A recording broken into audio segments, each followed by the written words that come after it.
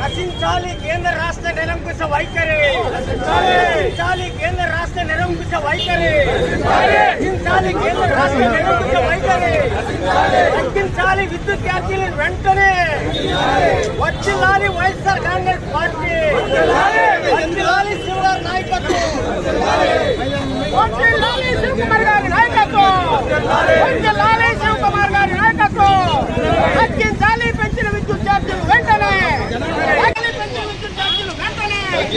నశించాలి కూటమి ప్రభుత్వ అరాచకాలు, నశించాలి కూటమి ప్రభుత్వ అరాచకాలు, తగ్గించాలి వర్ధిల్లాలి వైఎస్ఆర్ కాంగ్రెస్ పార్టీ, జై జగన్, జై జగన్, జై జగన్, జై జగన్, వర్ధిల్లాలి అన్నమంత్రి శివకుమార్ గారి నాయకత్వం, తగ్గించాలి పెంచిన విద్యుత్ ఛార్జీలను వెంటనే, తగ్గించాలి పెంచిన విద్యుత్ ఛార్జీలను వెంటనే, తగ్గించాలి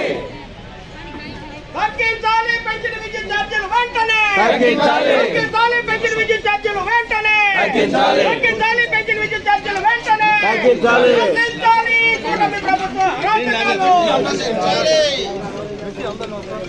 నువ్వు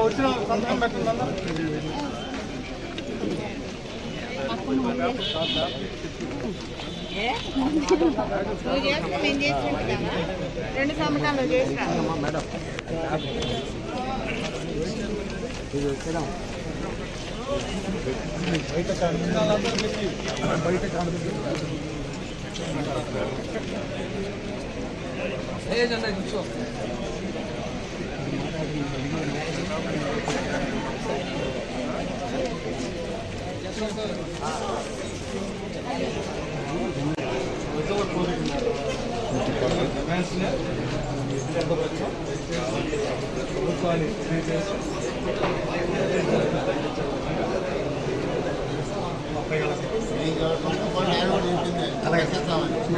వెల్కమ్మా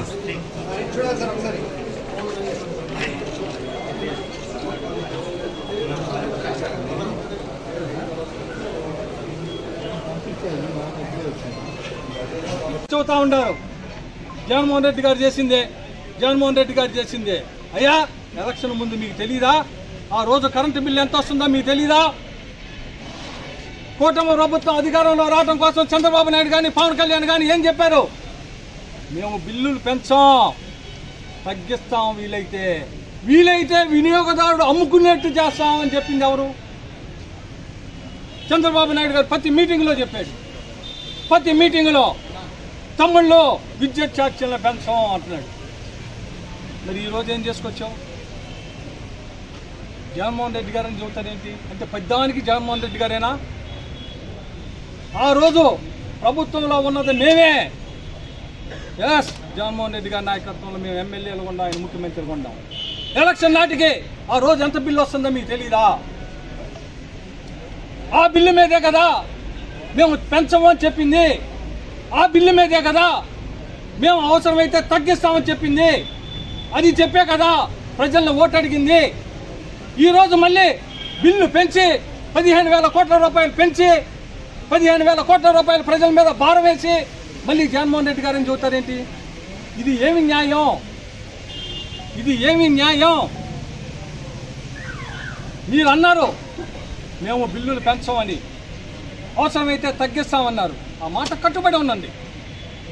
ఎస్, జగన్మోహన్ రెడ్డి గారు పెంచాడు, ఆ బిల్లుల మీద మేము పెంచాం అని మీరు చెప్పారు. ఎస్, అదే మాట మీద ఉండి ఈరోజు తగ్గింది. ప్రజల మీద ఇది భారం ఏమాకండి, అది కదా. అది కాకుండా 15,000 కోట్ల రూపాయల భారాన్ని ఈరోజు రాష్ట్ర విద్యుత్ వినియోగదారుల మీద, రాష్ట్ర ప్రజల మీద భారం వేసి, అదేమంటే కారణం గత ప్రభుత్వం, అంతకుముందు ప్రభుత్వం, లేకపోతే ఇంకో ప్రభుత్వం అని చెబితే ఇది ఎవరిని మోసం చేసినట్టు? ప్రజలకు చెప్పిందేంటి? ఏ హామీలు ఇచ్చారు? ఇది కాక ఒక్క సంక్షేమ కార్యక్రమాన్ని మీరు అమలు చేస్తున్నారు. ఎప్పుడు చేస్తారో తెలియదు. ఇప్పుడుకైతే చేయటం లేదు కాబట్టి మేము ఈ 6 నెలల్లో ఏం రాలేదని చెబుతున్నాం. భవిష్యత్తులో చేస్తే చూస్తాం. ఓ పక్క ప్రజలకు సంక్షేమం అందకుండా, ఓ పక్క ప్రజలకి నిత్యావసర సరుకులను పెంచి, కూరగాయల దగ్గర నుంచి వెచ్చాల వరకు అన్నీ పెంచారు. ఆఖరికి ఒక ఆశ్చర్యం వేస్తూ ఉంది. జనాల్లో ఏదైతే మార్కెట్ ఏరియా గాడిబాయి సెంటర్ సుమారు 60-70 సంవత్సరాల నుంచి ఈ చుట్టుపక్కల మండలాల్లో కానీ, ఈ చుట్టుపక్క గ్రామాలకు కానీ హోల్సేల్ మార్కెట్కు ఉన్న గాడిబాయి సెంటర్లో షాపులు ఖాళీ చేసి, షాపులు మూసేసి, షాపులు ఖాళీ చేసి వెళ్ళిపోతూ ఉన్నారు. బేరాలు లేక. ఇది ఎప్పుడు నేను చూడాలి, ఫస్ట్ టైం చూశాను. మార్కెట్ సెంటర్లో రద్దీగా ఉండి ఈ చుట్టుపక్క గ్రామాలకి, మండలాలకి హోల్సేల్ వ్యాపారం సాగే గాడిబాయి సెంటర్లో కూడా షాపులు ఖాళీ అయిపోయి, షాపులు మాకొద్దు అని చెప్పి ఓనర్లకు ఇచ్చేసి వెళ్ళిపోయిన సందర్భాలు ఇప్పుడే మనం చూస్తామండి.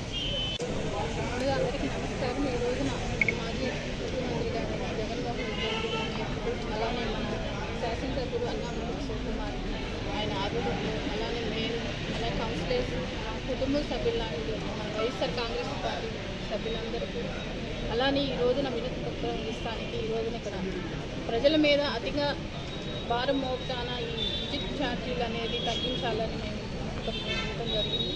అందులో భాగంగా మన చంద్రబాబు, మన ముఖ్యమంత్రి అయిన, ఇప్పుడు ప్రజెంట్గా మన ముఖ్యమంత్రి అయిన చంద్రబాబు నాయుడు గతంలో ఎలక్షన్ టైంలో వెళ్ళి ఇంటింటికి వెళ్ళి ఛార్జీలు కానివ్వండి, నీకు 15 అంటే మామూలు పార్టీ తరఫున అందరూ ప్రచారంకి వెళ్ళినప్పుడు ఇస్తా అన్నారు, నీకు 15,000, నీకు 15,000 అన్నారు. ఇంతవరకు ఆ పథకాలను ఇచ్చే దాకా లేదు. అలానే ఈ అతిగా ఈ విద్యుత్ ఛార్జీ అనేది ప్రజల మీద భారం మోపడం తత్వం కాదు. ఇచ్చిన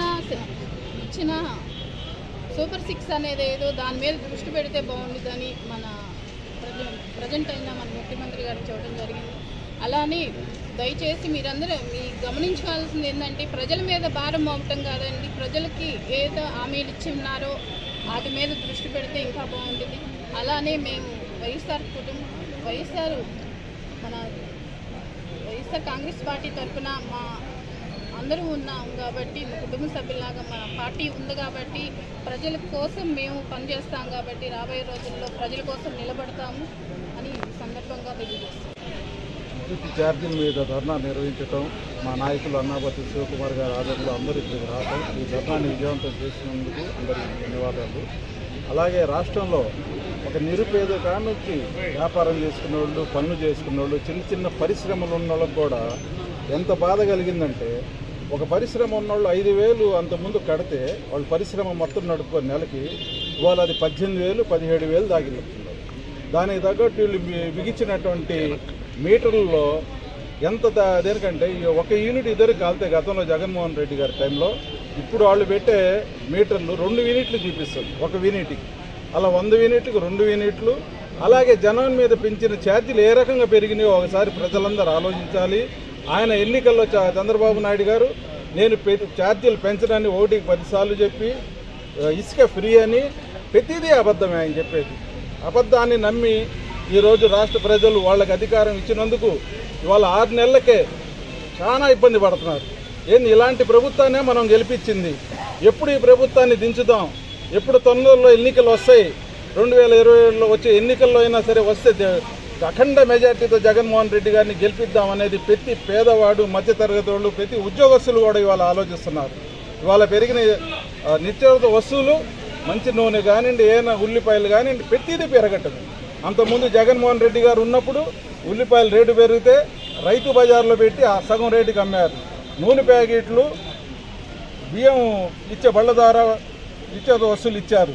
అలా ప్రతిదానికి ఆయన ముందడుగులో ఉంటే వీళ్ళు అసలు పట్టించుకోవట్లే ప్రజల్ని. మేము పెంచుకుంటూ వెళ్తాం, మీరు కట్టండి అంటున్నారు.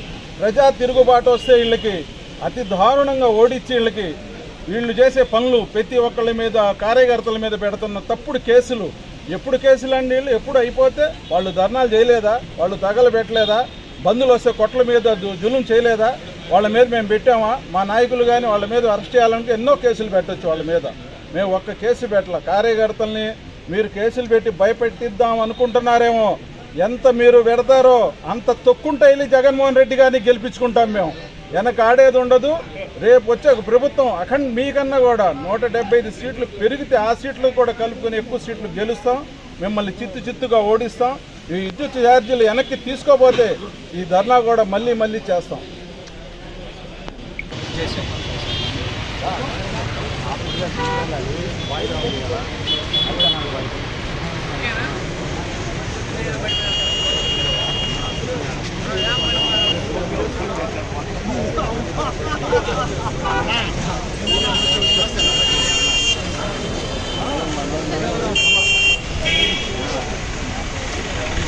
చైర్మన్ గారు ఉంటామండి.